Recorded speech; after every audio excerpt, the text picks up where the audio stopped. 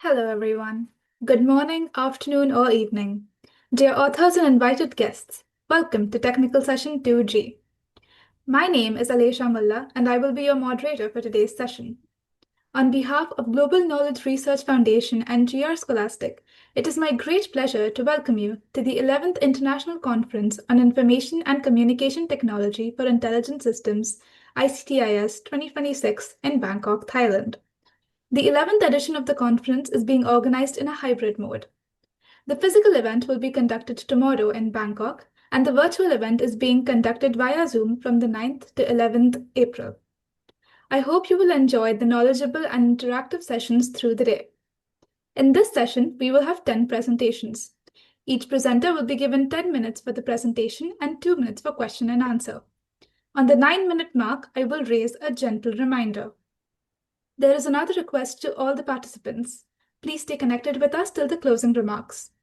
If you have any query or update, then you can write it to me in the chat box. Just before we start the session, I would like to introduce you all to the chair for today's session. Professor Jalpesh Ghumalia is the head of the department MCA and an assistant professor in the Department of Computer Engineering at B.H. Gardi College of Engineering and Technology in Rajkot, Gujarat, India.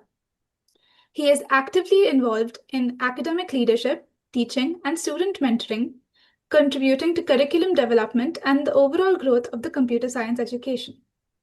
I would like to request Professor Jalpesh to please say a few words. Good morning, everyone, and welcome to this session. We have an exciting lineup of presentations covering cutting-edge research in AI, machine learning, and distributing systems. I encourage active participation, fruitful questions, and engaging discussion throughout. And let's begin and make this productive and insightful session for all. Thank you. Thank you, sir. Without further ado, I would like to start with the papers. Our first presentation for today is by Mohammadul Haq, who will be presenting a comparative and hybrid study of CNN and transformer models for multi-class virus classification in transmission electron microscopy. Mohammed, you may now begin.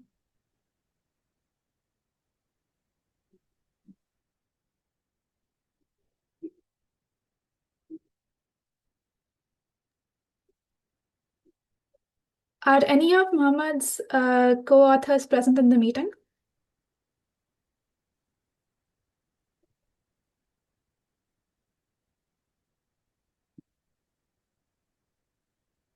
Okay, if no one is present, we'll move on to the next presentation.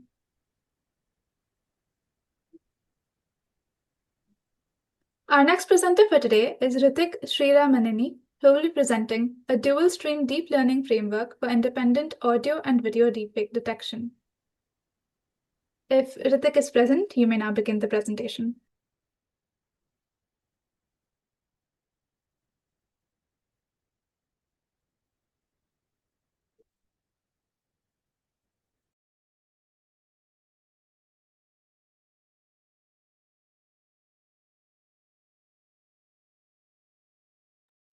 If any of the co-authors are present, we request them to please start.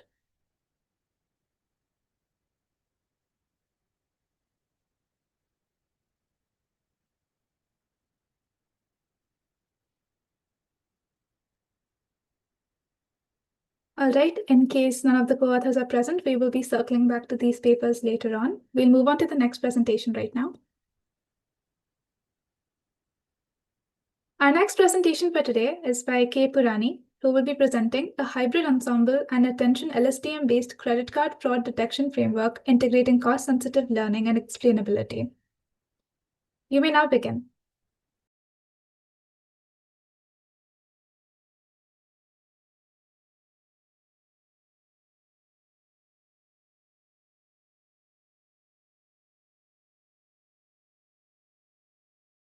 I believe she's not in the presentation, so we'll move on to the next.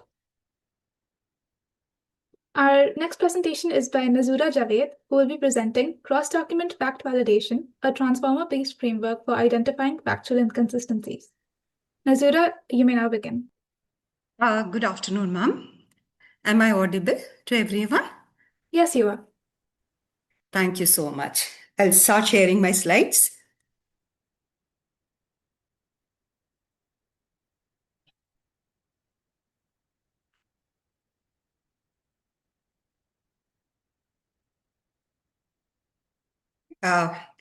Please confirm, are my slides visible to all of you? Yes, they are. Thank you so much. So good afternoon, everyone. I'm Dr. Nazura from St. Francis College, Bangalore, India, and I'm here to present my work, which is cross-document fact validation, a transformer-based framework for identifying factual inconsistencies. And this work has been done in collaboration with Rida Javed, who is a student of Applied AI and ML, University of Maryland, College Park, US, and Dr. Muralidhara Bayer, who is a professor in Bangalore University, Bangalore. So moving on to the introduction and the problem statement. As we all know, there's an exponential growth of online content. And that is why verifying the content across the documents becomes a major problem. As we are aware that having diverse sources is useful, but at the same time, it also introduces a challenge of verifying the consistency of facts across the documents. So the key challenges that I find over here are that there could be conflicting statements across the sources which are reporting the same fact or event. There would be there's a problem of factual accuracy. And as we all know, misinformation spreads very rapidly. And this would also affect the credibility and the reliability of RAG systems, which depend on the validity and consistency of online information. So this was the motivation of the research, and the main objective is to examine multiple documents or news articles reporting the same event and automatically identifying contradictory or inconsistent facts between them. So let me just highlight the main objectives. We are doing cross-document analysis, validation. We are going to automatically identify contradictory facts. So what we are doing is cross-document validation. Now, when we conducted a research review, we found these gaps. So most of the works were focusing on only comparison of two sentences, that is pairwise comparison, whether the sentences were consistent with each other, that is entailment, or they were contradictory or neutral. And the second problem that we found was that there were no data sets which were available, and most of the data sets were synthetically and artificially generated. And as we all know that these synthetic data sets may not capture the messy and informal way that misinformation appears in the real world. So looking at these challenges and the research gaps, we have proposed a two-stage pipeline for doing cross-document validation. So on the left side, what you will be seeing is my figure for the framework, and I am simplifying it. So to simplify it, as you can see, I have just stated clearly the two steps. That is, the first stage is similarity detection, and the second stage is the contradiction detection. So for similarity detection, naturally, the first step is going to be, we would be doing the pre-processing.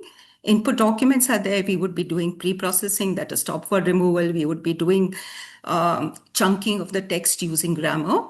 And we would be generating embeddings. And then in order to discover the similarities, what we are using is cosine similarity. And what we have through our experiments discovered is we are selecting the statements which have a similarity of greater than equal to 80%.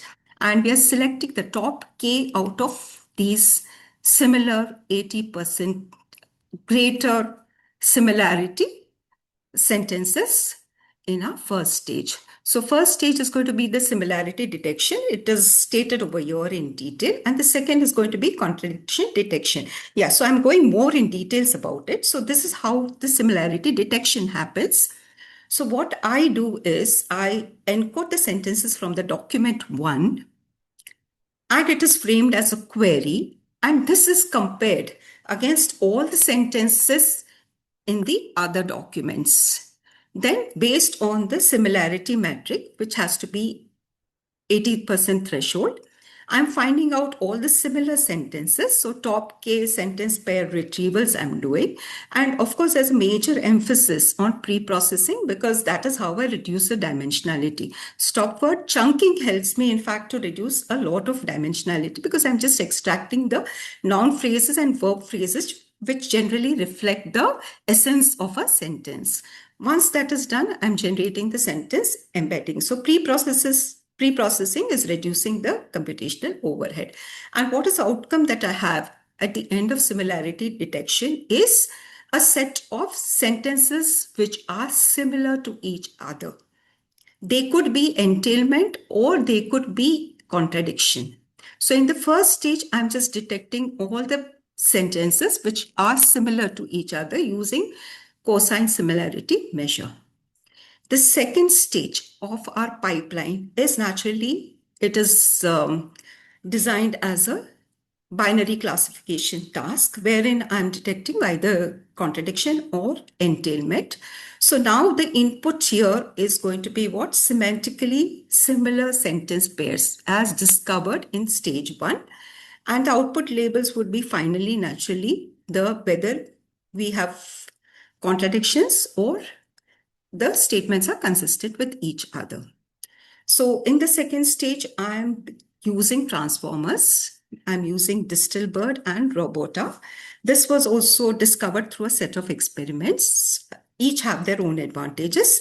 So I have used both these models and the experiments. I would like to even talk about my data set. So because as I said that in my literature review, one of the major gaps that I found was the synthetic data sets. So here what I'm using is the SNLI data set. This is from Stanford Natural Language Inferencing data set and the FEAM Rumor data sets. Now these two data sets are quite different from each other. They're distinct. As SNLI data set is concerned, it's a simple data set which contains pairs of sentences wherein you need to classify whether they are consistent or there's a contradiction. But the second set, which is a theme, it's a rumor data set which has been built from the social media content.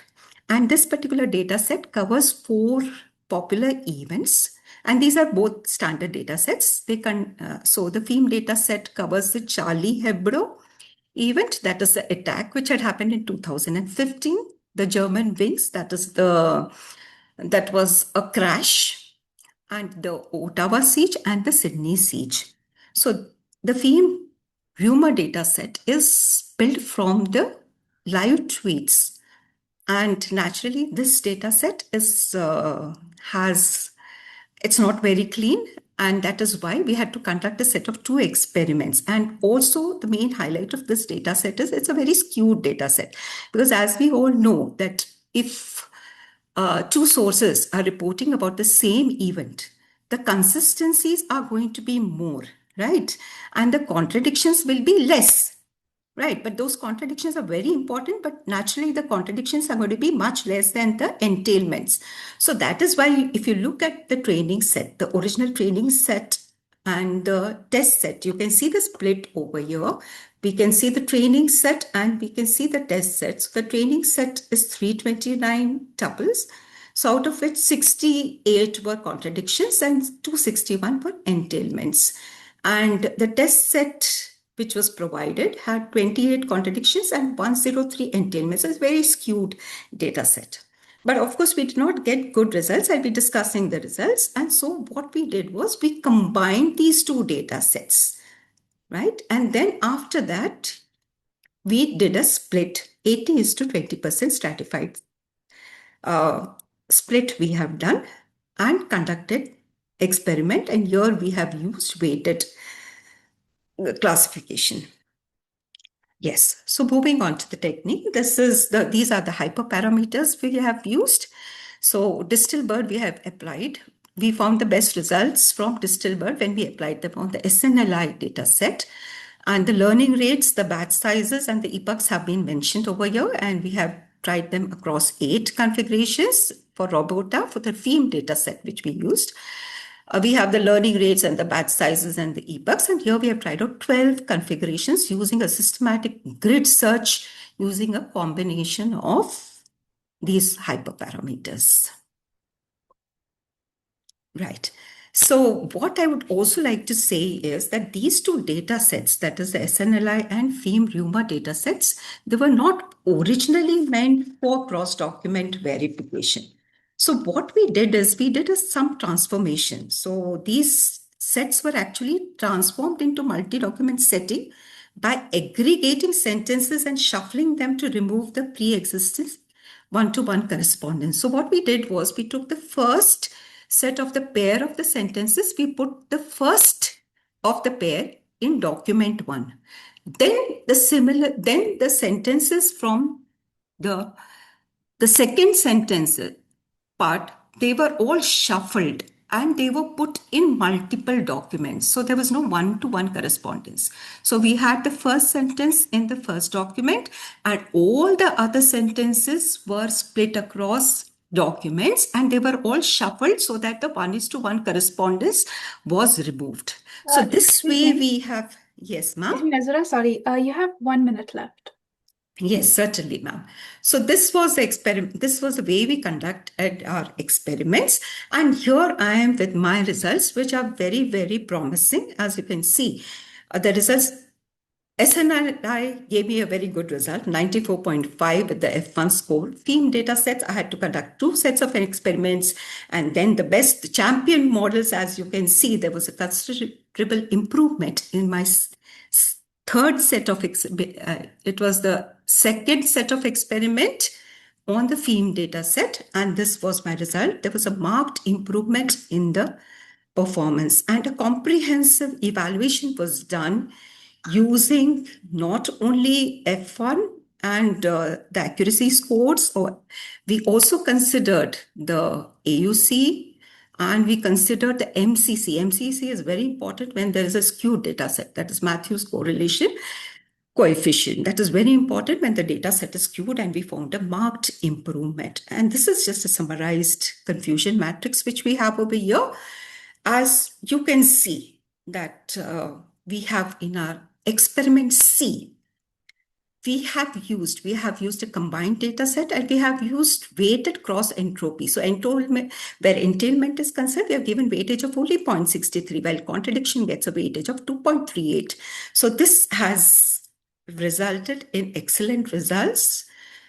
And what we have achieved is, yes, very good model, a very promising model, which has been tested on a simple data set as well as a complicated social media data set. And the practical applications would be misinformation detection, rumor verification, stance analysis. We find the political leaders changing constantly their stance. So we would be able to track their speeches and find out whether there are any contradictions. And so the key takeaways would be 2-stage pipeline, effective for cross-document validation and strong performance of both the sets, and the class weights would help to resolve the imbalance effectively. And future directions, now we need to improve on our similarity detection. The complexity of the algorithm is a little high. So we need to look at faster search and retrieval methods. So thank you so much. These are my references, and I would be happy to take questions.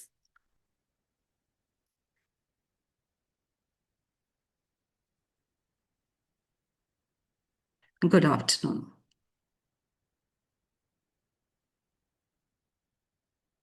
Am I audible, ma'am? Yes, ma'am. Jalbir sir, if you have any questions, you may ask. Yes. What are the limitations when scaling to a large corpora, ma'am? As I said, yes, very much, sir. Very much, sir. As I said, I have also stated the limitation of my model.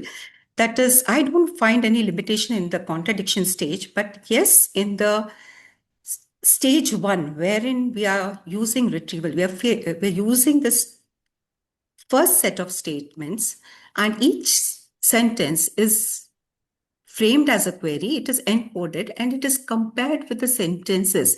I'm using a similar approach to k nearest neighbors, but that is a little lazy algorithm, and naturally that could result in scalability problems.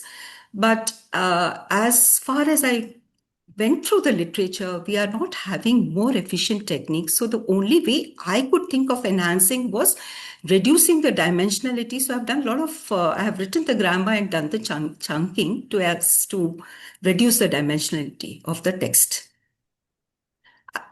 My future enhancement, I hope to look at some, let us say, faster algorithms, which would help me achieve this. Oh, okay, madam. Thank you. Thank you so much, sir. Thank you. Our next presentation is by P. Purnachandra Rao, who will be presenting Dynamic Consistency Drift Management in Distributed Systems. You may now begin. Yeah, so let me start my video. Before that, 1 minute, I'm just having this water.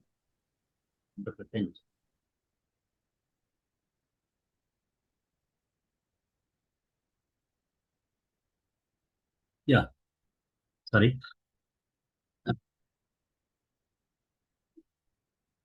So I would like to discuss. So I need to share my screen, right? Can you give me the? Okay, yes, you have given that option.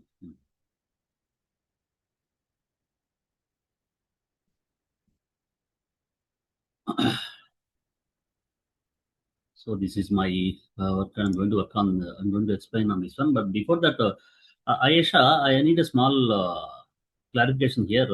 Once I open this schedule, right? I think I am observing something different abstract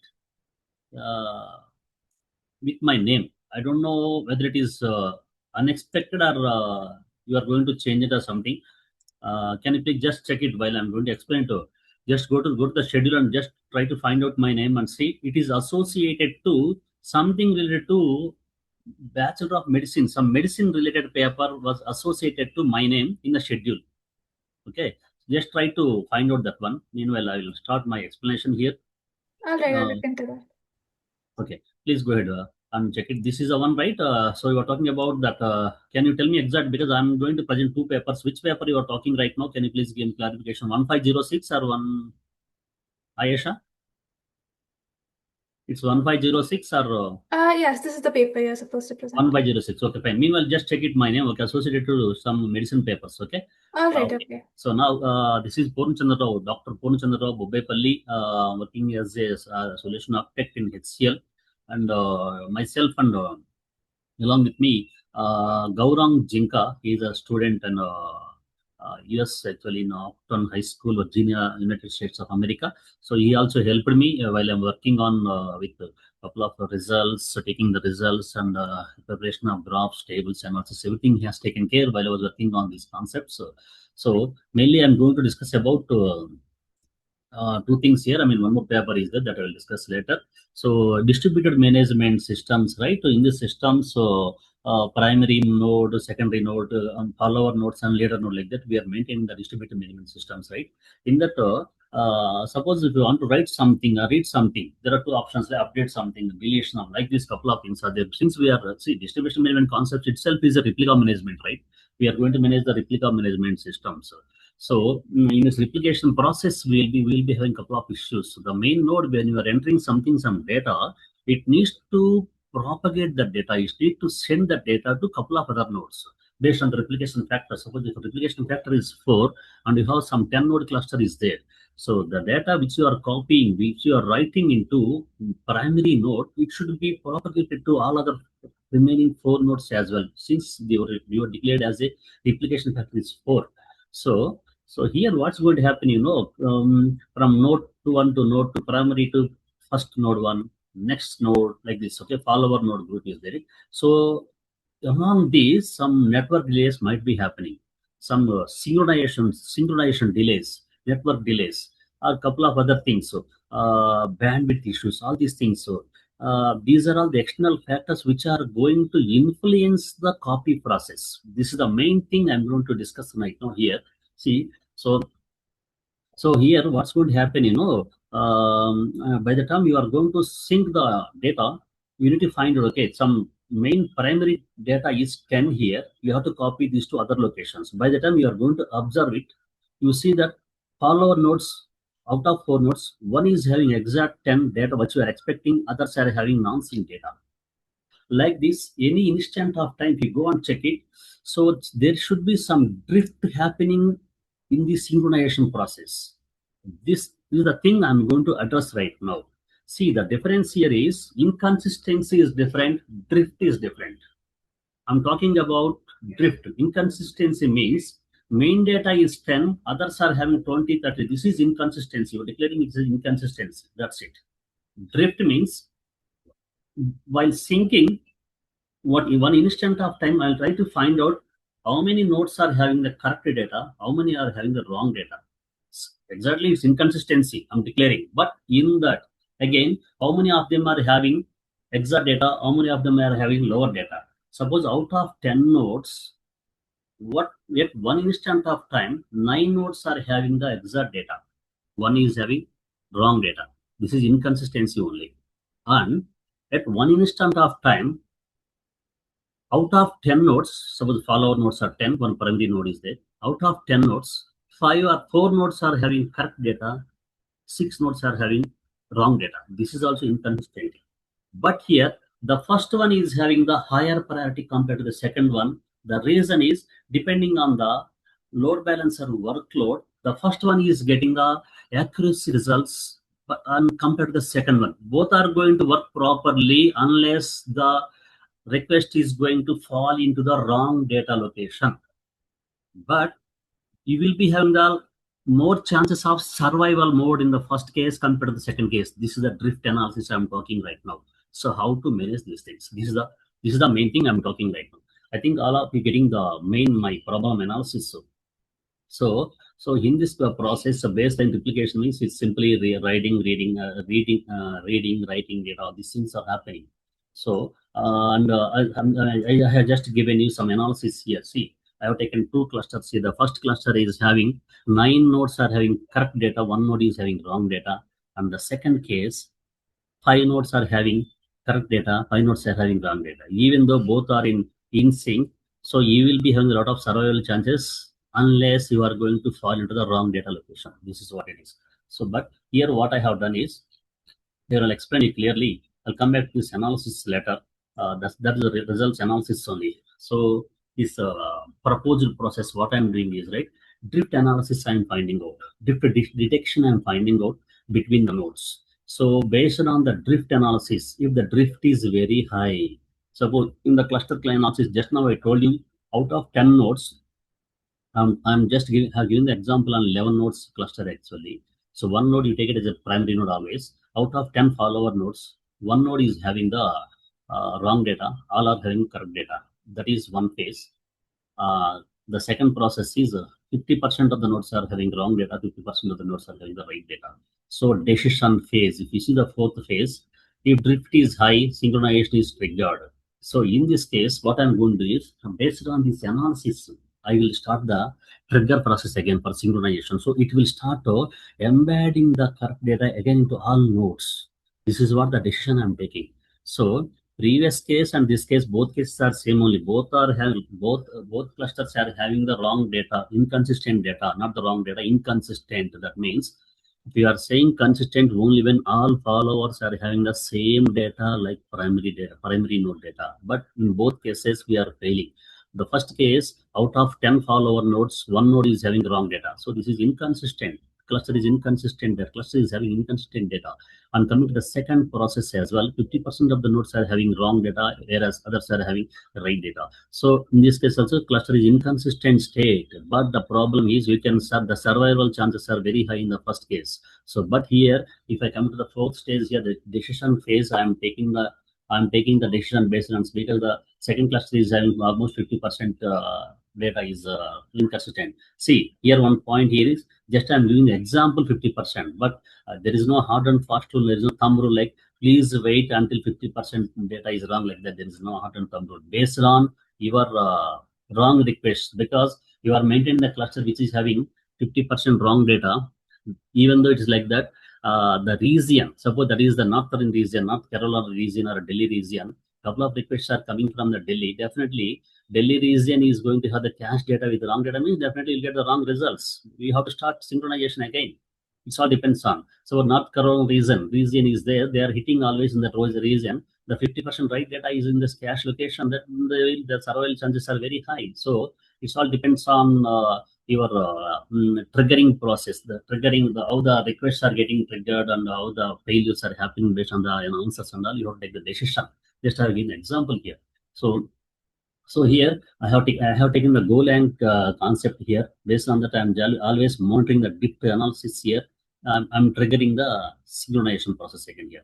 The synchronization process, what we are using here in the baseline, the same synchronization process I'm analyzing, but the thing is, I am adding some brain to the existing process. I'm adding some influence factor, some guy who is always talking to, who is always monitoring this drift analysis, and start hitting this guy again. Please do it again. Please do it like that. Is so some external factor I'm preparing here, so that it's keep on verifying this drift, and if it is more than the expected level, and then it will start triggering again. This is what the policy I'm following here. Okay, so I think you all are getting my point. So this is, they're all just metrics analysis, but this process right now is not available, but he is in the US. He's there in the middle of midnight actually. So now these NLP graphs and all he prepared by this Gaurav Juda. So what he has done is the analysis, the metrics which I have prepared based on my programming techniques which I have given to him. He prepared these tables and graphs, everything. Okay. See, if you see here, before my process, after my process, what I have done, drift analysis before synchronization like this, and after this, I'm giving you this comparison table, which will give a clear idea on this one.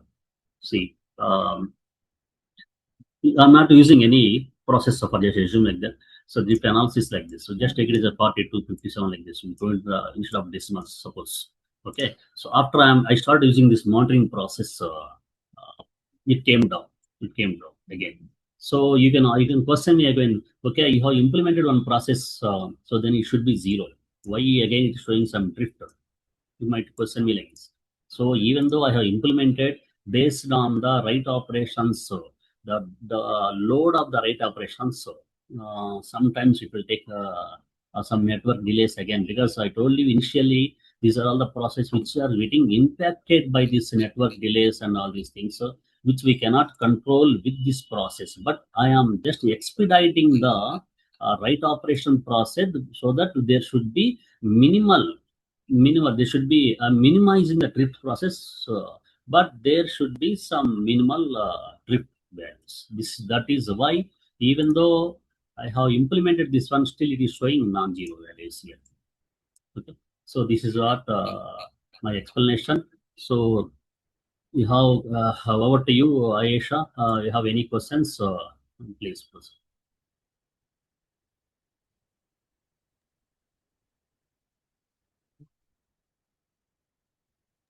Jalpesh sir, if you have any questions, you may ask. You are clearly explaining a complex systems problem and proposing a meaningful solutions for consistency management. It's very good presentation from your side. Thank you. Thank you. Thank you very much. Thank you, sir. And, I also checked for your issue. You are not assigned to any other papers. Both of your papers are about distributed systems. So we'll have your presentation at the end of this session again. Yeah, just take out that. Otherwise, now it's going to print like my name with this medicine paper. Means again, contacting people is a little bit difficult for me. I mean, people are responding immediately for my queries, but it's unnecessarily headache for you people and my head. That's the reason I'm just asking you to verify it. Okay. If you give me your email ID, I'll straight away direct you that with the screenshot of that error what I'm working. Okay, after this session. All right. Okay. So you can write the email to the support team. You'll find their email on the website. Where? I didn't get you. So you can find the support team's email on the website. You could contact them directly. Hi, am I audible?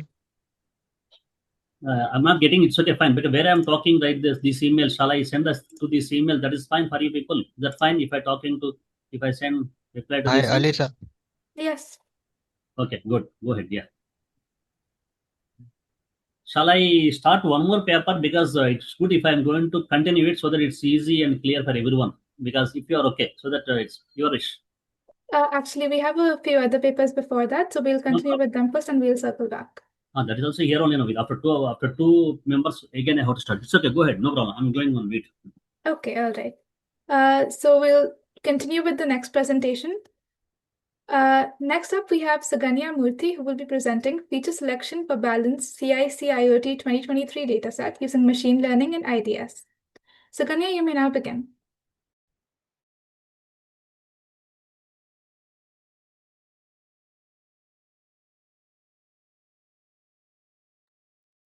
Are any of her co-authors present in the meeting?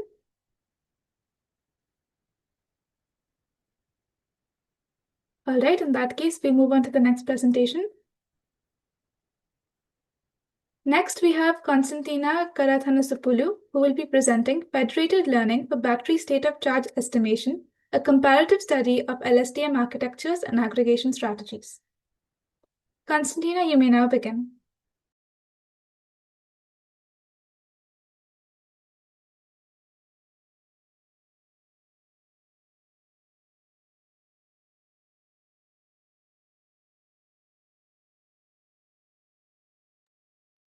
Are any of the co-authors present?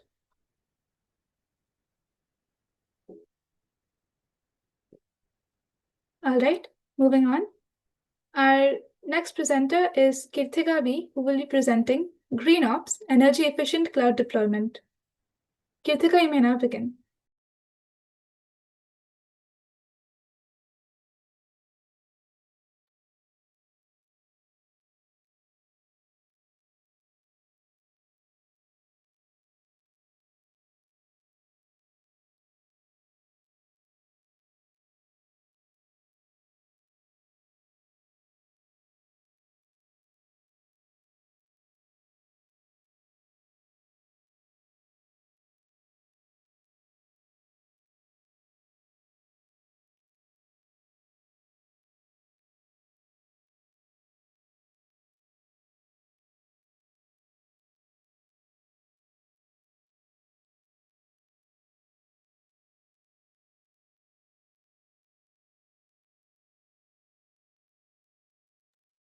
Excuse me, Kirtika, you are not audible.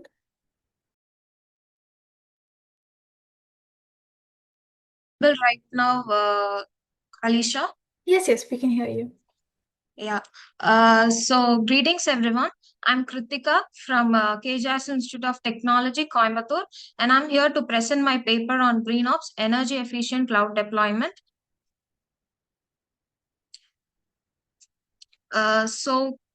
Introduce our paper.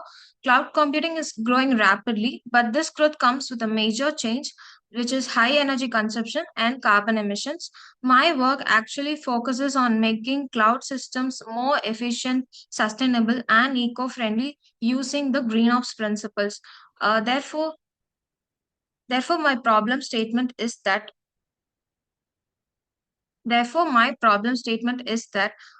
the rapid growth of cloud computing has significantly increased energy consumption in data centers, right? So we do think that this happens mainly due to overprovisioning of resources or underutilized servers and connect of insufficient workload distribution and energy incentive cooling systems. Because if these, as a result, cloud systems actually consume excessive power and increase operational cost, which contribute to environmental issues. So there's a need for a solution that actually reduces energy consumption without actually affecting the performance.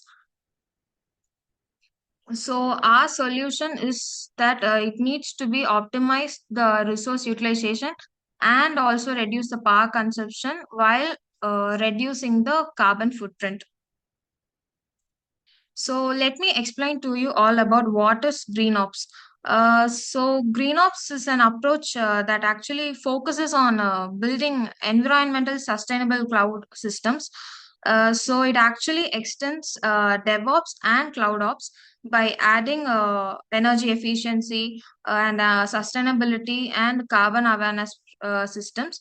The key features in GreenOps is actually optimized resource utilization, carbon aware deployment, and real time energy monitoring, and intelligent workload scheduling.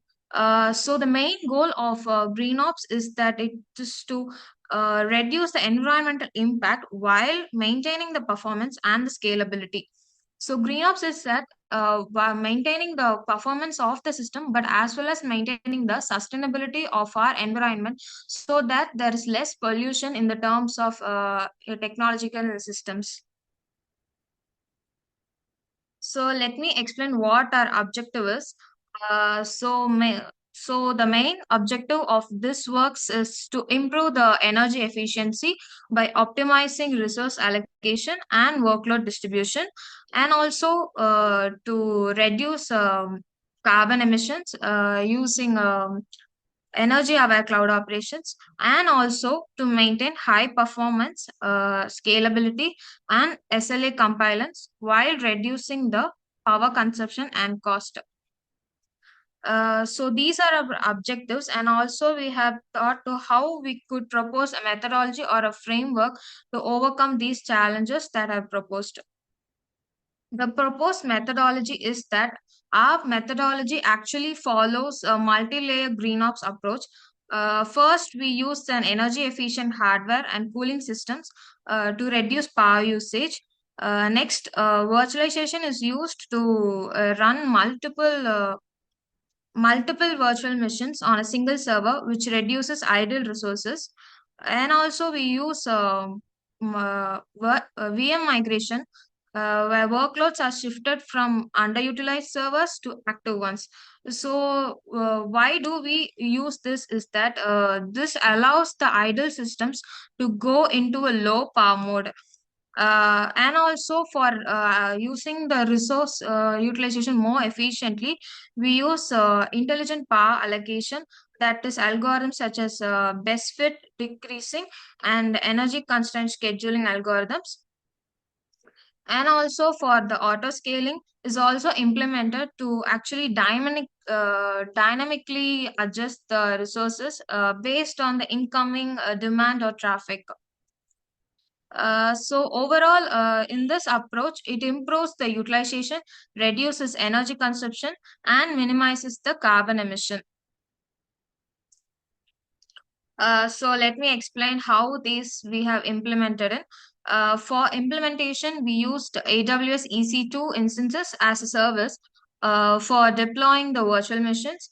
And this virtualization helps to run multiple workloads on a few servers. And also the dynamic virtual migration improves the resource utilization as well. We applied best fit decreasing and energy aware scheduling optimization. We have also optimized the auto scaling based on the CPU usage that we have detected from the AWS instances usages. And for monitoring, we used AWS CloudWatch, which actually tracks the CPU usage, network activity, and system performance. This helps in actually the real-time optimization of the resources. So let me explain the architecture diagram. So actually this diagram shows how the system works. So the user actually first requests to go through the load balancer. Then they are proceeded in the application layer which is contained in the EC2 container. And this system uses the auto scaling to adjust the resources, and also it uses EC2 for monitoring or to track our performances. It actually creates a continuous feedback loop, which is to monitor, analyze, optimize, and adjust. And it at the center, we have the GreenOps optimizer, which actually analyzes the system data and allocates the resources and schedules the workload more intelligently and more efficiently. Um,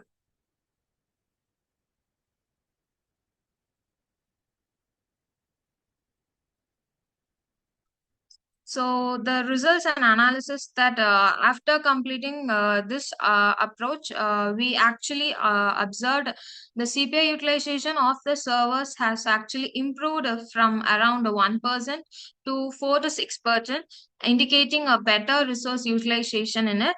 And also the idle resource wastage significantly reduced through condensation and automation techniques, and the CPU credit usage became more stable. And also the network performance became more consistent in it, uh, with actually reduced fluctuations in the network traffic. And then overall, it had actually better resource utilization, improved performance, and reduced the energy consumption, which resulted in a more eco-friendly cloud operations of the IT infrastructures. This actually proves that there is an effectiveness of the green ops solution that we actually provided and implemented in it.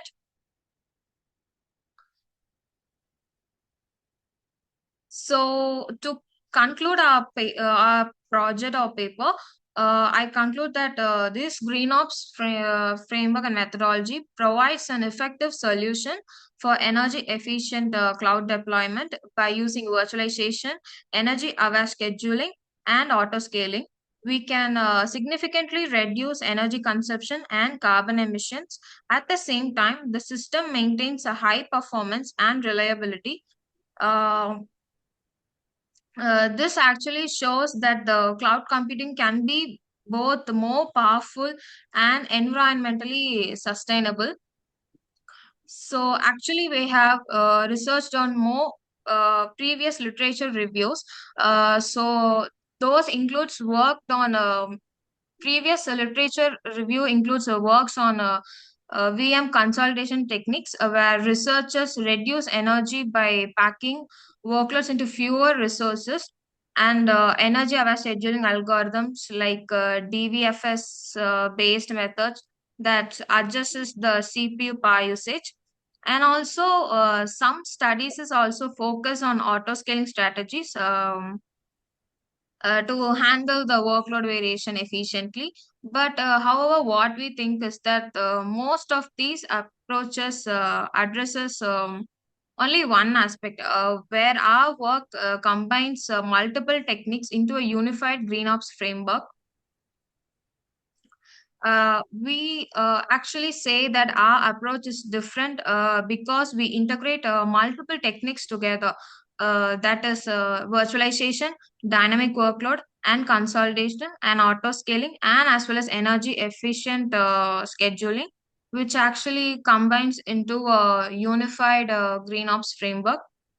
Um, Additionally, we are also focusing on future improvements on a real-time monitoring, and we focus on real-time monitoring and also continuously optimizing the systems to make our solution like more practical, efficient in reducing both energy usage and carbon impact. So I conclude our paper. So I conclude showing that this approach is more powerful, and it also is environmentally sustainable, reducing the e-pollution in the environment. So thank you for your time, and I will be happy to answer any questions. Any questions, sir? One point, sorry, only Jolpesh Patel has to ask, or anyone can ask Alesha Mullah this question to you. May I speak? Yes, you may ask your question. Can this approach scale across multi-cloud environments, ma'am? Actually, that is one of our limitations, sir. When we are actually keeping it as a future scope to move into a more multi-cloud environment in it. Okay. Multi-cloud strategies. It actually acts as a future scope where we can move our architecture into another cloud strategies where it is more efficient and optimized in the other side of the cloud. Okay, madam. Thank you. I have a small question, if you don't mind. Aleshamula, can I ask? Yes, you may go ahead. Okay. Kritika, right? Kritika, one Yes, small sir. point here. In implementation, you have mentioned that, okay, network load balancing at the EC2 missions and connecting those things and verifying CPU usage using monitoring some Grafana or something like that. But Yes, what sir. is this green ops here? Where this green ops is, you are accommodating green ops concept in the implementation. First of all, green Yes, ops sir. means I might have missed or I might not have understand what you have mentioned about DevOps. Not the DevOps, wrapper of DevOps with green ops. What does it mean exactly? What you are trying to? Uh, okay, sir, I understand your question, and also it might be a question for everyone in the audience. Thank you for your question, sir. So let me again explain what is green ops actually. Um, so actually, GreenOps is approach in cloud computing, okay, that focuses on making cloud systems energy efficient and environmentally sustainable. Uh, to be short, it actually extends DevOps by integrating energy optimization, carbon awareness, and efficient resource utilization into the cloud lifecycle. It is just that we are including the DevOps cycle. We are implementing the Sorry to DevOps interrupt cycle. you. Sorry to interrupt. Here, the point here is what is that mechanism you are integrating to DevOps? That is enough for us because we no need to go for everything. Actually, it will take Oh, again okay, sir. time. Okay, sir. What is the some pin, some plug you are plugging in, some plug, some instrument you are plugging into the DevOps system so that it is reducing the carbon emission. Got it? CO2, you are reducing, concentrating on the CO2. That's what I think so. Yes, sir. Okay. Yes, sir. So how you are reducing the emission of the CO2? What is that plug you are plugging into this existing DevOps? Leave Okay, it sir. about Okay, sir. AWS, C2C instance, all these things, monitoring all this, just keep it aside. Those are DevOps, DevSecOps, everything is ruling the world now. Some Okay. plug, some pin you are pinching into the DevOps system to reduce the emission of the CO2. What is that? I'm expecting that one. So Yeah. I wouldn't say that our approach is actually straight to a point. Ours is that we are actually including multiple techniques and frameworks, which actually significantly show that there is a reduce in the energy consumption that is used. So we reduce the CO2 impact by actually minimizing the unnecessary energy consumption in the cloud resources. We actually many companies actually use this, but what they do is that they separately implement the virtualization or the workload One minute, 1 minute. consultation. Can you give me a couple of? I think you might have bypassed a couple of unnecessary stuff. That's what you're explaining. Give me one example. Okay, this is where unnecessary stuff I have overcome. I have bypassed it. Can you give me? You said there's number of paths you have used it. Give me one example. So the one of the examples is that the application might be the application might be having like resources that aren't used for a very long amount of time. So it is unnecessary for it to have it on the server that is running full time and running straight to the host and the server. So it can be actually to move to the another server, the move to another server where it is less occupied in it. So the Got main it. server Got it. has more space in So its. efficient usage of resources. This is the correct title for your achievement, not the CO2 emission reduction. Efficient usage of resource is the No, sir. I'm actually telling one of our methods. Actually have the virtualization framework and also the VM migration as well as in this, and yeah. we are also calculating the based on this. We are actually calculating the server CO2 emissions also in it. On Uh, what uh, basis? That's what I asked you initially. What is that methodology you have used to analyze the CO2 emission for each device? And what is that okay, methodology which reduce this one? That is what you have mentioned. Then I shouldn't have opened up this topic if you would have mentioned that one. okay, See sir. the Okay, total sir. for total process some 10. I don't know CO2 calculation metrics, but Yes, sir. total first life cycle it is some 20 units of CO2 emission. Since you have reduced bypassed some process, it is taking Yes, sir. only 18 units of CO2. That is what I have done it like that. You should have showed some analysis. That is enough than simply explaining about the DevOps process. That's what I'm. Don't feel something wrong because Yes, sir. since Yes, you sir. bypass those things, this is coming to only efficient resource utilization only, not the emission CO2 at all. Otherwise, you would have showed us CO2 units is this one, 20 units it is taking. After bypassing, it is coming down to less than 20. So that's what we have achieved. So greenhouse is defined. This is what you are supposed to. That's why I couldn't connect it. That's why there's only I opened up this topic. Okay. Okay, sir. Okay, sir. So let me just explain what our methodology is. So an example of methodology in our action actually a cloud-based web application where we actually applied virtualization to run multiple workloads on fewer servers, and we also used auto scaling to adjust the resource based on demand, and also we have implemented the workloads consolidation and dynamic migration to reduce the idle instances. Along with energy aware scheduling, we have used BFD and ECS and also real-time monitoring using CloudWatch. This actually ensures that there is an efficient resource usage and reduces the energy consumption in this. So, any Coming to only DevOps versus on efficient resource utilization and maybe cost utilization, but it's not directly connected to this emission. That's okay, fine. I'm done with my questions. Okay. Over to you, Mullah. Alish Mullah. any other questions?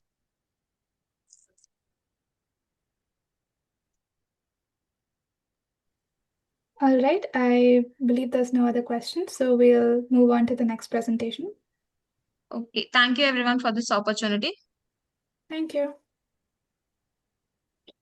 Our next presentation is by Pranav Contractor, who will be presenting low-grade glioma segmentation from FLAIR MR images using UNet variants. You may now begin. Are any of Pranav's co-authors present in the meeting?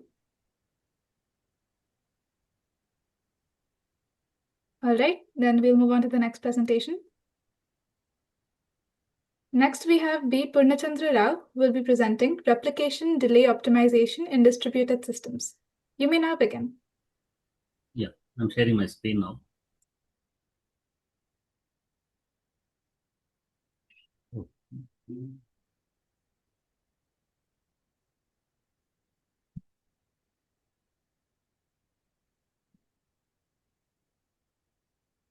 Yeah, so we discussed just now as well. Again, so my name is Dr. Purnachandra Bobbepalli. As I mentioned, I work in the senior solution architect in HCL. So myself and along with Gaurav Jinka, he is a student in US Virginia.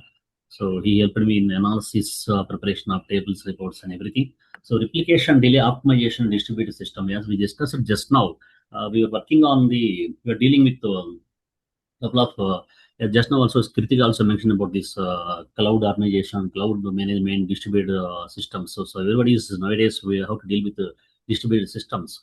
So where the copy is the main thing. That is the main thing actually we are going to face. So that is a priority issue which we are going to face in collection of missions. In that one machine is copying the data and it is taking the results from outside, is taking the hits from outside and the request write request or read request from outside. It needs to connect to the entire cloud environment and verify whether it is copying correctly or not, how much data is transferring, how much time it is taking, if there is a network delay is happening. Like it is slightly very close to the previous chapter which we discussed, but small difference is here. So synchronization process is one thing. After synchronization, because of the network delays, what is happening? That is leading to drift analysis. This is the first paper I'm supposed to submit, supposed to discuss with the people, but they came in the reverse order. That's why it's a little bit confusion in this one. That's why I'm clearly explaining. In this cloud environment, when you are copying data from one location to another location, a lot of external factors are influencing your copying process. That process you cannot do it properly because of these influencers. So thus, these two issues will come. Synchronization process issue is one thing. Another one is a drift analysis is one more thing. We have to work on always these two things to get the exact results, consistent results. We need to show to the end users by managing these two synchronization issues in the drift analysis. The second thing I discussed with the first thing I'm coming right now. See, so we are having different issues to maintain the proper synchronization mechanism. So there, what we have done is we need to find out, okay, the main leader is the thing, whether it is taking the right copy, read copy, the right copy, exact copy of the data is or not, the first thing. Then how many replication factors are there? Replication factors, suppose out of 11 node cluster, one is the primary node, the remaining 10 clusters are followers. In this, if we take, okay, if you are taking the entire 10 nodes is the replication factor, whether it is copying to all nodes or not, that's the first thing. And here, one more point, sequential process is there. If you see some mechanism, just give a small example of this real-time environment. So that's I don't need to explain the in-depth of this technical process. See, from the water tank in any colony, if you take the water tank, water is coming from one location, going to one house. In the colony is having some 10 houses are there.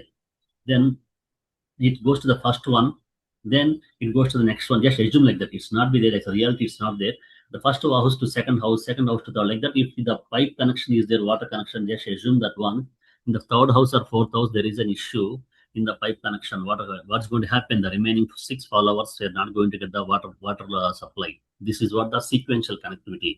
And assume that what's going to happen nowadays is from the main water supply, just the complete graph process instead of the sequential process. Complete graph means from one vertex to the remaining vertex, there is a direct connectivity from the main vertex to the remaining all vertex. There is a complete graph.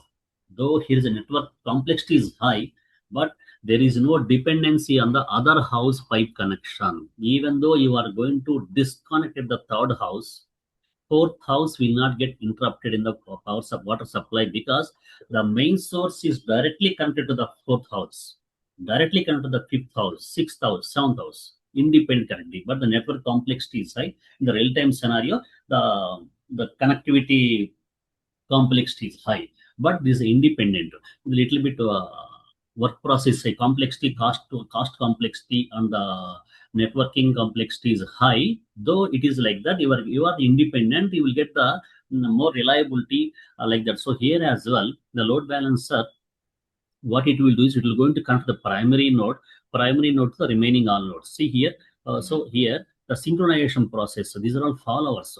But what's going to happen is, because of the network delay here, the discussion what I discussed with you is the pipeline connectivity. That is the traditional level. So this is the one we are using nowadays. But here, see, this is direct connectivity. So to everyone. So but some network issues are here. Network delays are here. So that is why, even though this primary node is under the impression that everybody is getting the exact data, but that guy doesn't know about this network delay between this 1 to 3 or 1 to 2, 1 to 1 or 1 to 9, 1 to n minus 1 like this. These things this guy doesn't know. This guy is under the impression that everything is consistent. I mean, the entire cluster is in consistent area, but that is not going to happen actually because of the network delays. So I'll explain you this results later, but I'll tell you the flow.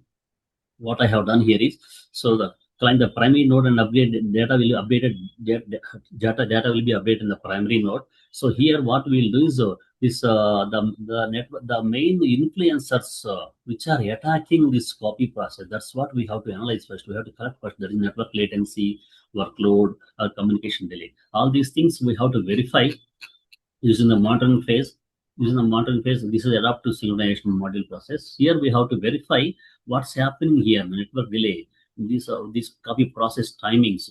So any other external factors which are breaking this process, all these things we are monitoring very closely. Based on that, we'll decide whether we need to proceed with the synchronization process or we have to wait for this one. This is what we are going to work on here. That see, the drift analysis is different and this one is different here. So in the adoption process, we are continuously monitoring that one, and continuously we are verifying what is the data between the primary node data is 10, but the replication data node 1 is 10, node 2 is 10, but node 3 is something else, non-10. It's not 10. So we are monitoring here about these external influences which are affecting the copy process, and we are monitoring the data of this all nodes, n-1 nodes. So because this node, we are comparing with the main node here. If this is not equivalent to any of these nodes, then we have to start processing the synchronization again. That is how we are influencing, externally forcing this copy process so that the cluster is always in consistent state. Okay, so this is what I have explained here, and the Go language I have used it and have implemented this one. So monitoring process, we have a lot of monitoring tools. So we can utilize this one. But I have implemented the Go language process to always collect this data and verify with the existing primary node. Based on that, I'm forcing the synchronization process again. So the synchronization process, it will do whenever it wants it. So this is what the process, existing process, and this is excellent equivalent visualization.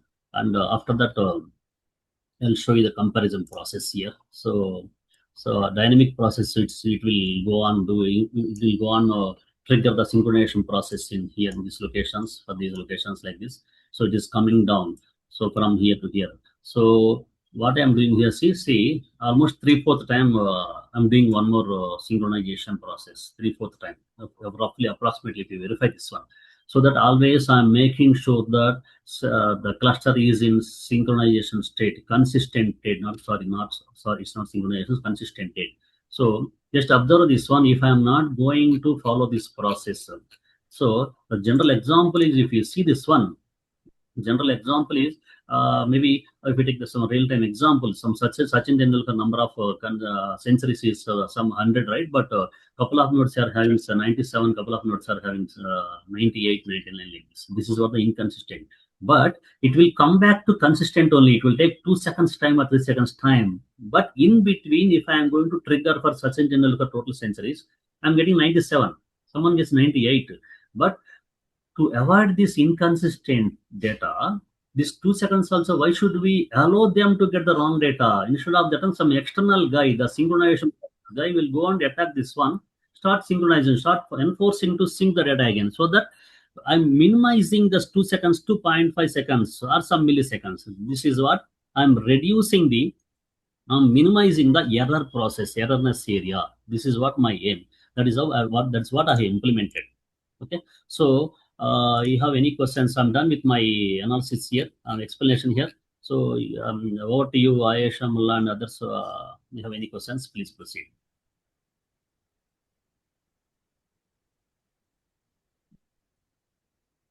Alisha, you are on mute. Yes, Jalpesh sir, if you have any questions, you may ask. Yes, sir, can you suggest improvements if replication lags increase during peak traffics? Yeah, come again, sir. Come again. Can you suggest improvements if replication lags increase during peak traffics? Yes. So you mean that, okay. Peak traffics means, so suppose I'm talking about 10 node cluster plus one cluster. One cluster is the leader, plus 10 cluster is the one. Okay, 11 cluster I am talking so far. So now your question is peak time. One more point I forget. Peak time. Give me the Peak statement traffic. again. No, Peak peak time traffic, means sir. no. Peak time means traffic only, high traffic only. Any other one more High statement you traffic. mentioned? Yes. Exactly. High traffic. Peak. You mentioned the statement. Complete the statement, because I need that one, because there is a meaningful word is there in that. That's the reason I'm asking you to complete the statement again. I'll take it up again. I'll explain clearly.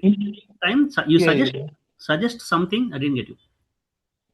You can suggest improvements if replication lags increase during high traffic. Yes. That is what. Okay. Peak time replication is increasing. Now, point here is peak time is high traffic. I'm keeping that aside because I don't know that point as of now. I'm a developer. I'm inside this networking and cluster area. Uh, Incrementing replication, this is what the point. So right now Kritika was talking about this one, scaling, auto scaling, something she was talking. We will attach that one to here. So peak time means if requests are coming inside, automatic scale is going up. Okay, so I am not the person here who is going to take the responsibility of scaling up or scaling down. Automatically system is taking care, or I have done some Kubernetes concepts and it's increasing, decreasing. That's fine. Your half of the question is clear now. The next point is, can you suggest some improvements in the replication is getting high? So now 1 plus 10 I'm talking so far, but you said that peak time it went up to 1 plus 16. So total 17 missions are here. Got it right? So now, as I discussed it just now, so whatever that process we are using, whether you have connected in the sequential process, complete graph process, or a biparted graph process, what are all the things you are using? Assume that you are using, you are just you use a sequential graph process only. Like if you say the square or rectangle, it is connected like a square means 4 lines only, A B C D. From A, you cannot go to C directly. You have to go by via B only or via D only. That is a normal graph, complete graph, normal graph, cycle. So now my question is, are you using cycle connectivity? Are you using complete graph? Are you using bipartite graph? What are the process you are using? Suppose you are using cycle process. Try to convert to the complete graph process so that A, B, C, D.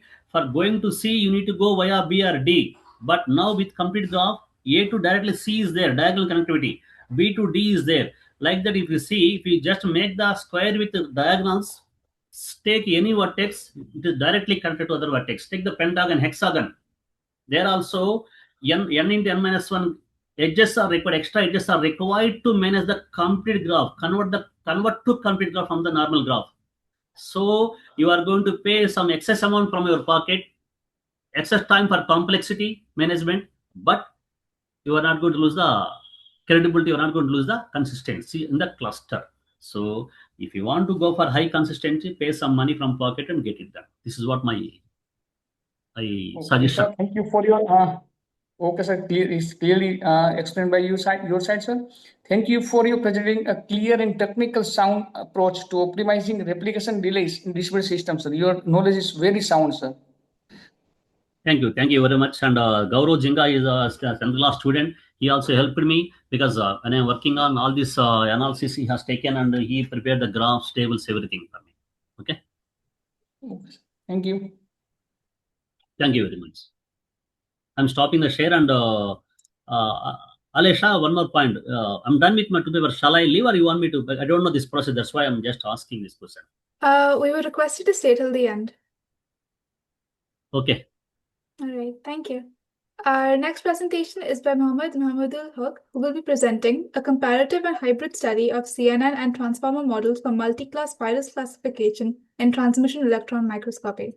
You may now begin your presentation. Thank you, Aisha. I'm sharing my screen.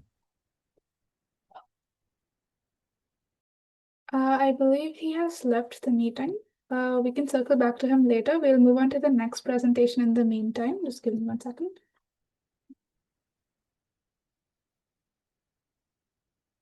So our next presentation will be by Ritik Sriraramaneni, who will be presenting a dual stream deep learning framework for independent audio and video deepfake detection. Ritik, you may now begin. Yes, ma'am. I'm sharing my screen.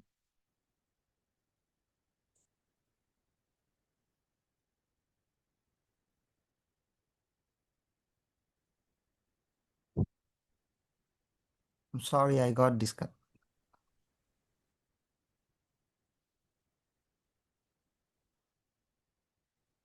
Okay. Good morning to everyone. I am Hrutik Sriramaneni from Lakreddy Baladi College of Engineering. Today I am presenting our work titled A Dual Stream Deep Learning Framework for Independent Audio and Video Deepfake Detection. This work focuses on building a robust and interpretable system for detecting deepfakes independently in audio and video. This work is done with my co-authors Sunil, Preeti, and Vivek. And let us move to the second slide. A problem statement. Deepfake audio and video are becoming highly realistic and difficult to detect. This creates serious issues in digital trust, security, and misinformation. Existing methods fail to generalize well across different datasets. Most approaches depend on multimodal fusion requiring both audio and video. These methods are complex and fail when one modality is missing. So the key question is, how can we design a robust system that works independently on audio and video? Now let us move to the existing methods and limitations. The third slide. Existing methods includes audio-based, video-based, and multimodal fusion approaches. Audio method uses CNN and RNN models. Video method uses CNN, LSTM, and transform models. Fusion methods combine both audio and video. However, these approaches have major limitations.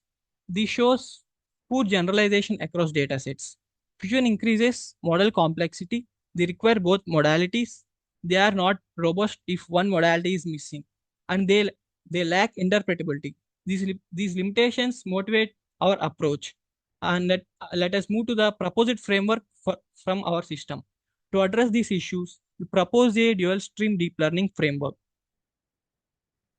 To address these issues, we propose a dual stream deep learning framework. Audio and video are processed through independent pipelines. We do not use any feature level or decision level fusions. They enables modality specific learning. It improves robustness when one modality is missing. The system also provides temporal localization for video. It detects and timestamps and same for audio. And let us move to the system overview. Here we can see the slide shows the overall architecture. On the left, it is video pipeline. Video is processed and passed through the efficient net and by LSTM and classified as a real or fake. And on my right side, it is audio pipeline. Audio is processed and passed through CNN and by LSTM and classified as real or fake. Here, both pipelines work independently, improving robustness. And let us discuss about each audio and video module separately. Here we can see the audio module. In here, the audio signal is a first resample and normalized. It is converted into log mel spectrograms, and then CNN extracts and then moves to CNN. CNN extracts spatial features from the spectrogram, and then it moves to BLSTM. BLSTM captures temporal dependencies in the audio. A fully connected layer performs classification, whether it is real or fake. Similarly, let us move to the video module. Here we can see the video is divided into frames at a fixed frame per rate. And here the pre-processing will be done for face detection and cropping focus on facial regions. Here we can use MTCNN library for face cropping. And then frames are resized and normalized. And then they moves to the efficient net BNOT, which extract the spatial features. And then it moves to BLSTM, which captures the temporal inconsistencies across the frames, like I had said in audio module. And here I have done fine tuning with other datasets, which improves cross dataset generalization. And the classification layers predicts whether it is real or fake. And let us move to the datasets slide. Here we can see datasets and experimental setup. Here for audio, we use ASV Spoof 2019 for training and validation. We test on WaveFake and LJ speech for cross dataset evaluation. And also for video, we use Forensic++ for training, and CelebDF V2 is used for fine tuning and testing. This ensures strong generalization across datasets. We use PyTorch and Torch Vision for model improvement, which it shows the tech stack or implementation details. Here we use PyTorch and Torch Vision for model development, and Librosa for audio preprocessing, and OpenCV for video preprocessing. And training is performed using GPU. Here fine tuning improves performance and challenging datasets. And let us move to the result session. Here we can see our model achieves strong performance on both audio and video. Here audio achieves around 98 accuracy with high AUC rate, and video achieves up to 94% on Forensic++ and about 91% on CelebDF fine tuning. High AUC shows strong discrimination capability, and low ER indicates reliable detection. Overall, the model performs well across different datasets. And let us see the quantitative analysis here. The slide shows ROC curves for audio and video models. The curves are close to the top left corner, indicates high performance. High AUC values confirms strong classification abilities. This validates the effectiveness of our approach. And let us move to the qualitative analysis session. Here this slide shows qualitative results. For audio, fake spectrograms show irregular patterns compared to real ones, and the model captures these differences effectively. This demonstrates its ability to take deepfakes in both modalities. In video also we can see the real frames and deepfake frames. And let us move to the key contributions. Here, our model works even when one modality is missing. Independent pipelines improves robustness. No fusion reduce system complexity. It enables clear modality-specific learning. It achieves strong cross-dataset generalization, and fine-tuning improves performance on different datasets. And final, let me conclude this. In conclusion, we proposed a dual stream framework for independent deepfake detection. The model achieves high performance across audio and video. It maintains strong generalization across datasets. By eliminating fusion, we improve robustness and reduce complexity. Overall, it provides a reliable and interpretable solution for real-world deepfake detection. Thank you. That's it, sir.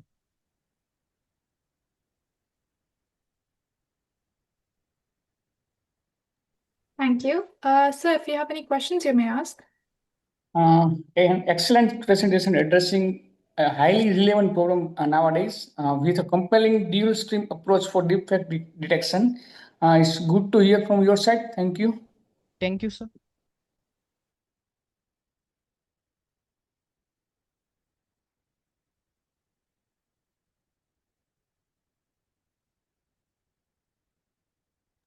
All right, so I think Mohammed is back in the meeting, so we shall resume with his presentation.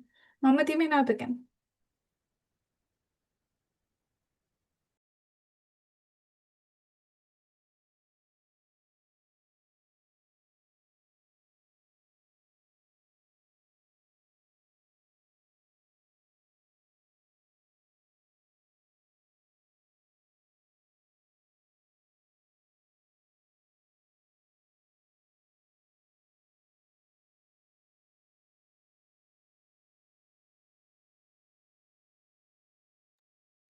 Mohammed, you're not audible.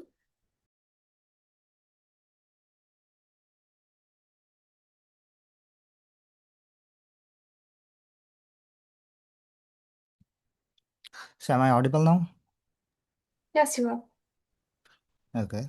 Thank you for giving me the opportunity to present my paper. So, good afternoon, everyone. And my name is Mohammad Mahmudul Haq, and I am presenting our paper titled A Comparative and Hybrid Study of CNN and Transformer Models for Multi-Class Virus Classification in Transmission Electron Microscopy. So in this study, we tackle a genuinely difficult problem at automatically identifying 22 different types of virus from electron microscopy images. We evaluated 6 deep learning architectures and introduced a hybrid ensemble approach that pushes classification performance to almost like 83%. Wait. So 88.3% accuracy. So let me walk you through the journey. Right. So why does this problem matter and why it is so why is it hard? So when a clinician or a researcher looks at a transmission electron microscopy images, they see grayscale images at nanoscale complexity. And the structural differences between virus can be extremely subtle. A slight variation in shape, size, or texture in all that separates one class from another. So we identified 3 core challenges. First, nanoscale complexity. TEM images reveal morphological detail in that traditional image processing method simply cannot capture reliably across 22 classes. And second is the class imbalance. Some virus classes have few as 9 images, while other have over 100. So if you don't handle this carefully, the model learns to ignore rare but important classes.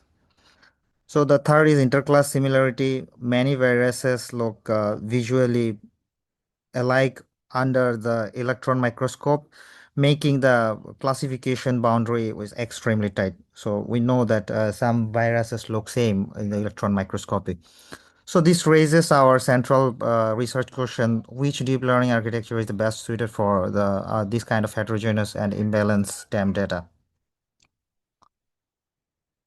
So the dataset we used is the TAM virus dataset, which is publicly released by Matuszewski and Sintorn and in 2021.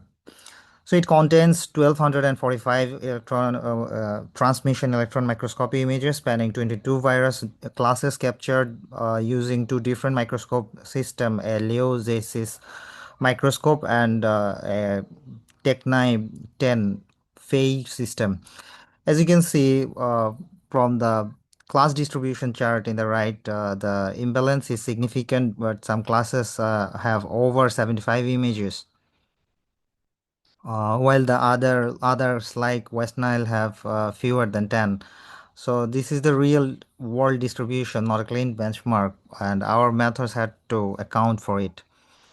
So the left side shows the example of images from each classes.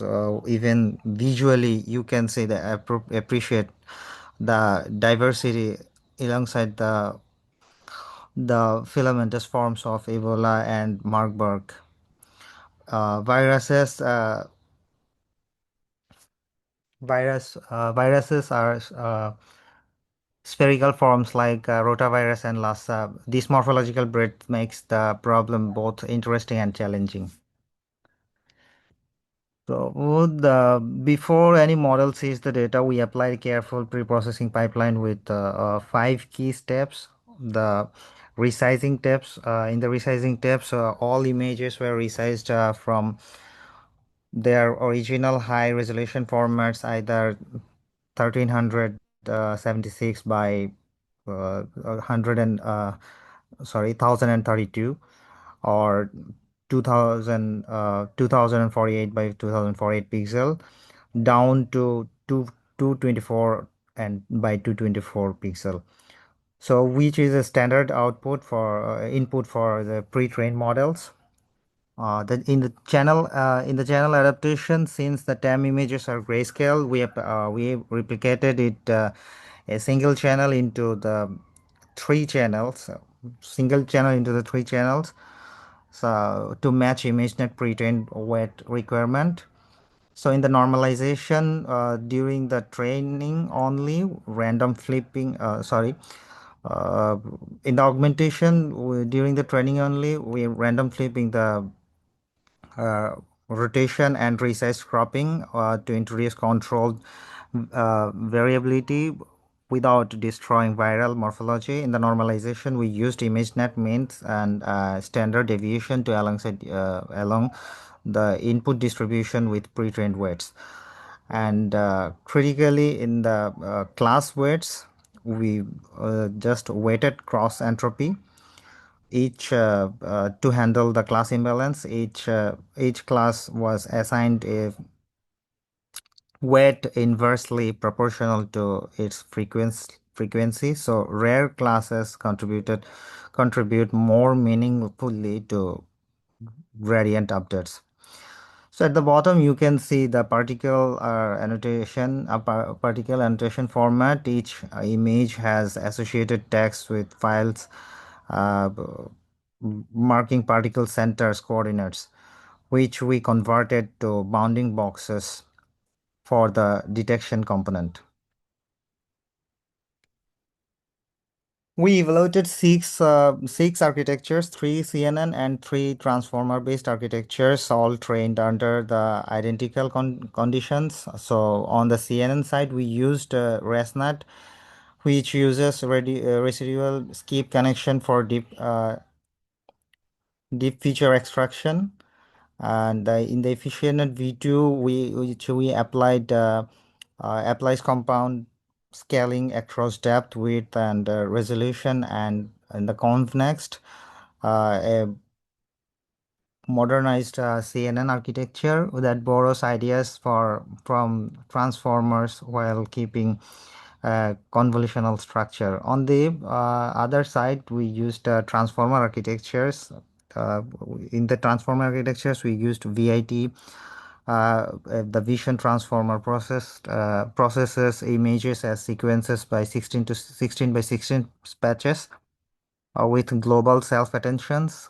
DEIT, data efficient VIT with knowledge distillation token. It extends VIT with the token for more data efficient training, and swing transformer, which uses for shifted window mechanism to compute attention hierarchically, capturing both local and global features.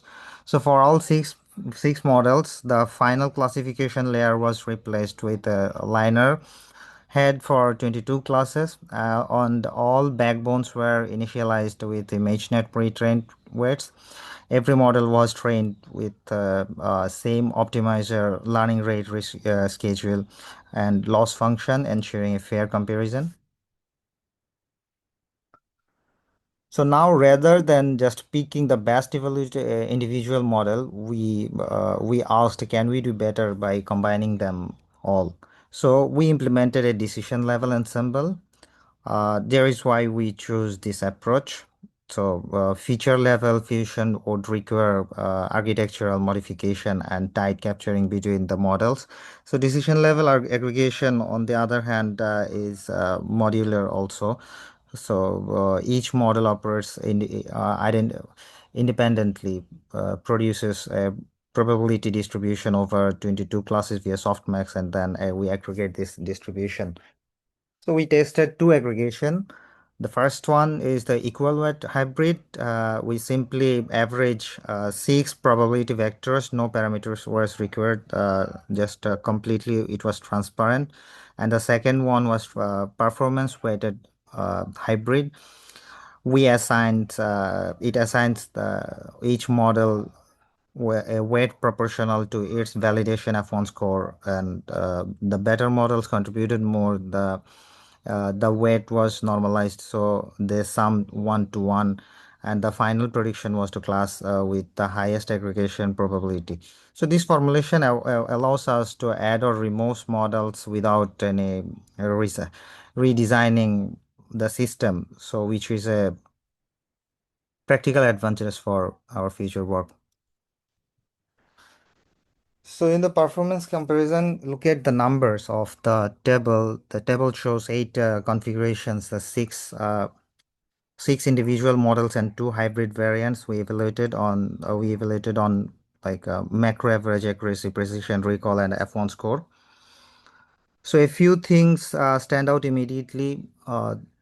Like the ResNet struggles badly, and F1 score is just 45%. Which shows the high sensitive convolutional networks can be to the class imbalance when the dataset is small and heterogeneous. As we move to the transformer models, performance improves substantially. The DEIT model reaches like 81%, and swing transformer achieves 84%. F1 was 88.31%. So this is the best model among the standalone all models. So, but we look through look at the bottom. The performance weighted hybrid achieves F1 was 85%, and the highest of all configuration, which maintaining the same 88.31% accuracy as swing transformer. So this improvement might look modest numerically, but the macro average level across 22 imbalance classes, it reflects meaningfully better recognition of minority classes. So the bar chart is the right, visualize the F1 score ranking clearly. You can see the progression of CNN and the bottom of the hybrid in the top. I'm sorry to interrupt. You have less than a minute left, about 30 seconds. Okay, so this is the CNN model confusion matrix, and this is the transformer model confusion matrix, and these are the ensemble of a hybrid ensemble model confusion matrix. So what we find out from this, the first one, the transformer consistently outperform the CNN data set, and the secondly, the performance weighted hybrid ensemble is the best configuration. In the third, we find out the class imbalance has a dramatic effect, like ResNet F1 dropped to 45% without any proper handling. The weighted cross entropy formulation was essential, and the future workers the TAM dataset must take imbalance seriously. So in the fourth, the architectural diversity helps. Ensemble don't just improve average performance. So to conclude, we conducted a systematically comparison of 6 deep learning architectures for 22 virus time data set, TAM data. Under the consistence of training condition for transformer-based models, particularly swing transformer outperformed convolutional networks, our performance-weighted hybrid ensemble achieved the highest macro F1 score, which is 85%. And this work for future work, we see several promising direction we plan to explore the scale error representation that explicitly account for the pixel size variability in TAM acquisition. We are also interested to feature level fusion, going to beyond the decision level aggregation, combine intermediate representation from CNN and transformers. Additionally, we are planning to expand the data set through the self-supervised pre-trained and on unlabeled biomedical images could significantly improve generalization, and finally adding explainability tools like GradCam would help researcher understand what visual features that model are using, which is critical for building trust in clinical application. So thank you for paying your attention. And this is the paper ID is 1444. And now I am open for question. So if you have any question, you can ask me right now.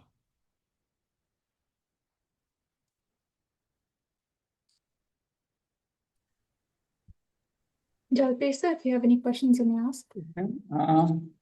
There's no special question, but your well-structured presentations and thoughtful integration of CNN and transformer models for virus classification is too good. Thank you. Thank you. Excuse me, ma'am. Could I ask a question, please? Yes, you may. Yes, so Mr. Mohammed, I would like to ask whether did you check the performance for the overfitting? Because you have given the class weights which are, pretty, towards, see, you have a skewed set, right? Imbalanced set. So you have given pretty high weights to the samples which are few in number. I feel your weights are pretty high. So did you check for overfitting? Because the model may overfit. Yeah, the model may overfit, but we used when we saw the class imbalance, so we reduced some. We just balanced the data set by data augmentation in some classes, and in some classes we just reduced some data images. So we don't think it overfit because we balanced the data set previously before Did we. you check the training curve? That is the loss, that is the computation of loss, that curve which we have, the training and for the test set. Did you check that? Yeah, we have checked that, but I didn't add And that yes, in was the there a presentation. difference between the two? I didn't add this on the presentation, but in the Yes. paper, I added it in the paper. The training loss and the test set loss computation. Yeah, it was pretty Did you check it decent. for overfitting? Yeah, it was pretty decent. I don't have the data right now in my in my presentation, but in the paper I have the data. But let me just try. Wait, I have to open the code, I guess. Just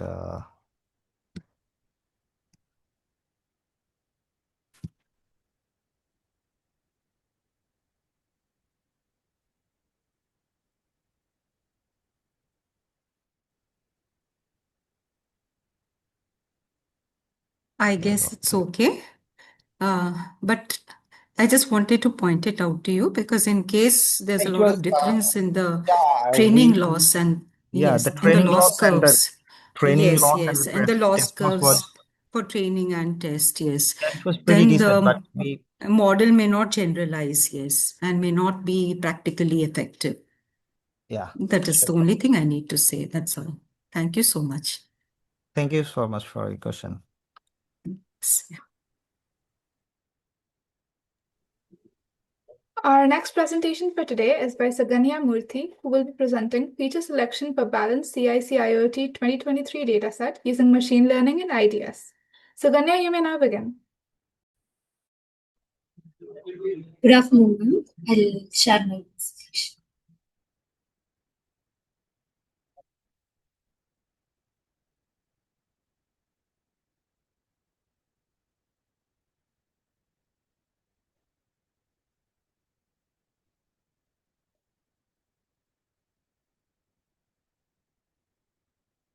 So, good afternoon, everyone. Myself, Suganya Murthy from Vellore Institute of Technology, Vellore, Tamil Nadu, India.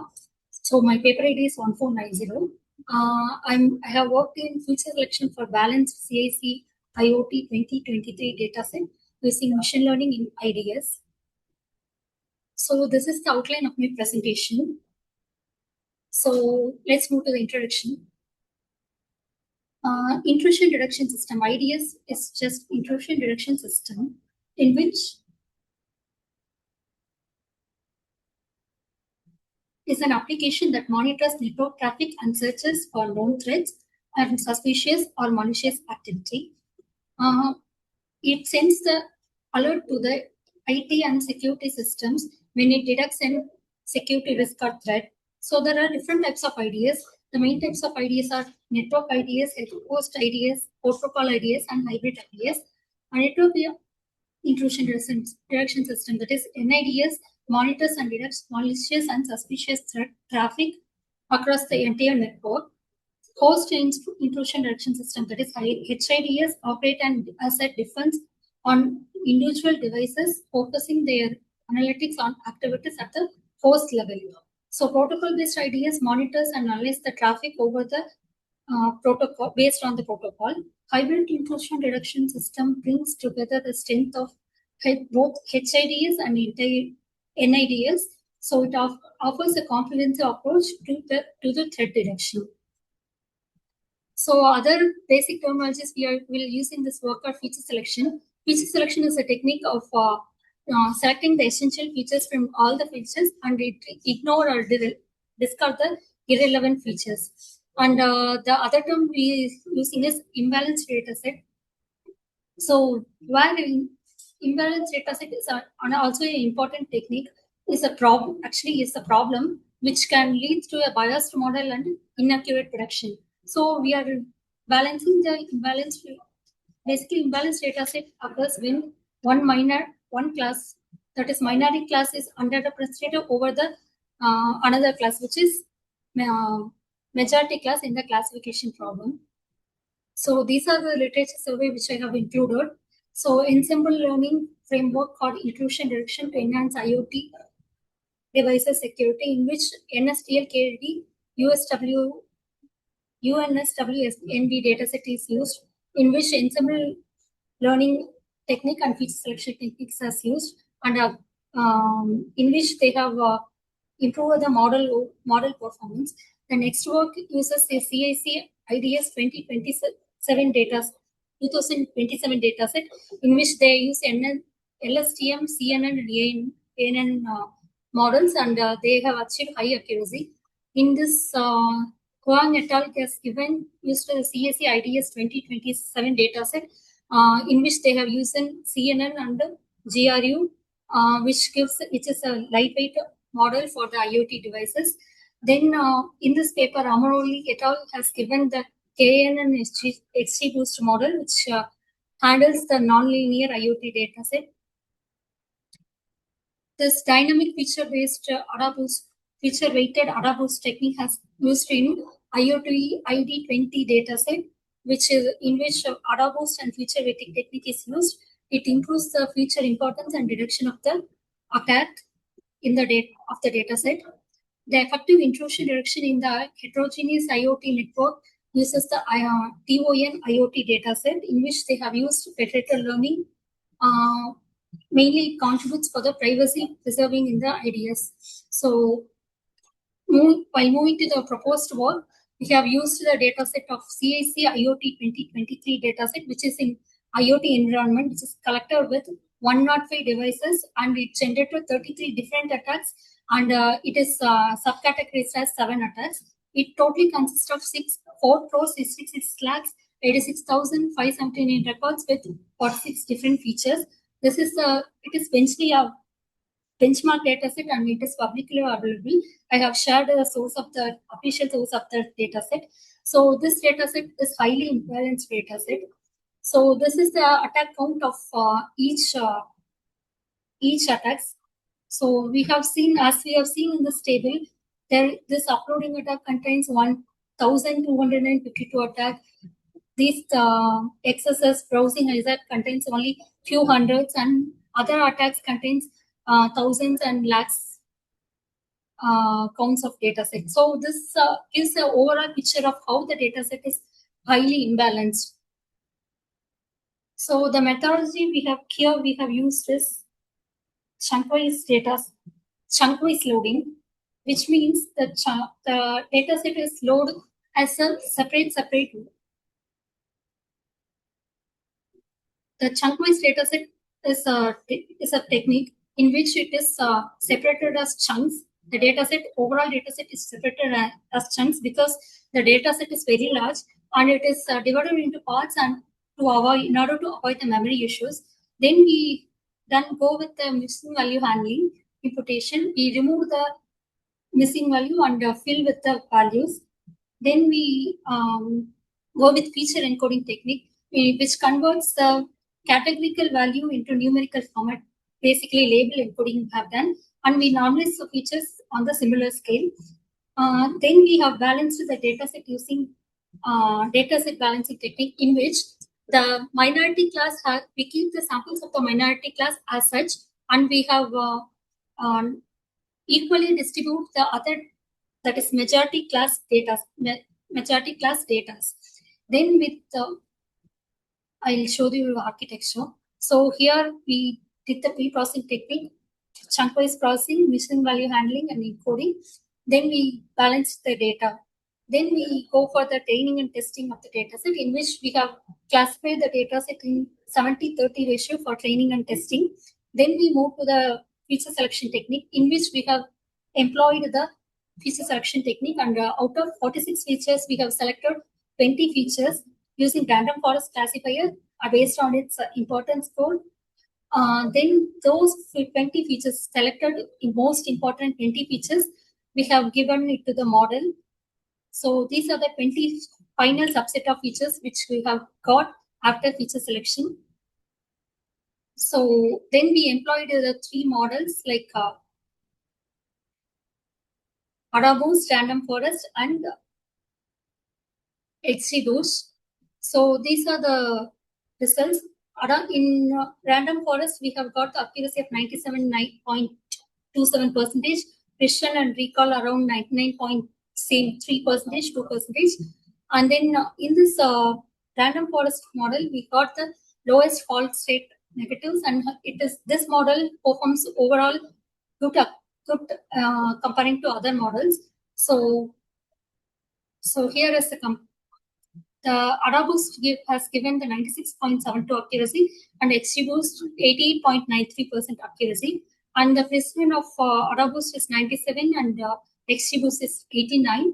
So recall 96.2 and XGBoost is 89. Similarly, for F1 score is 96.6% and F1 XT boost is 89%.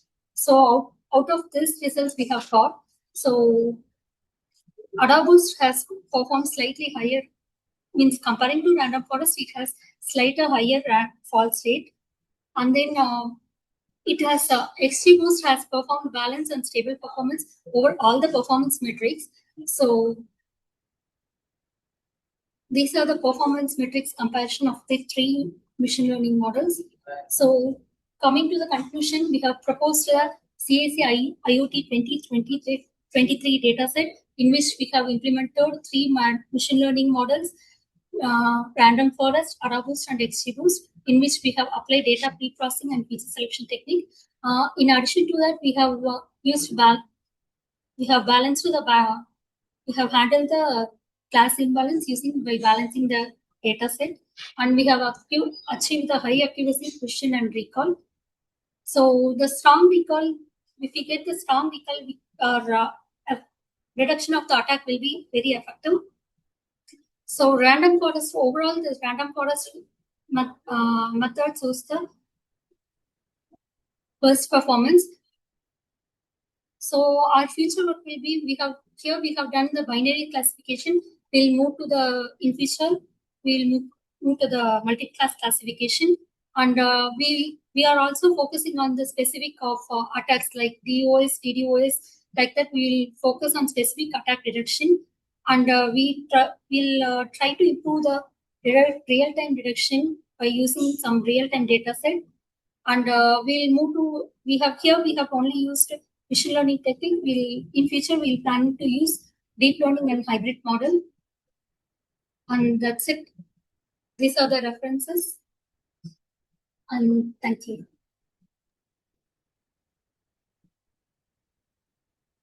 Any queries?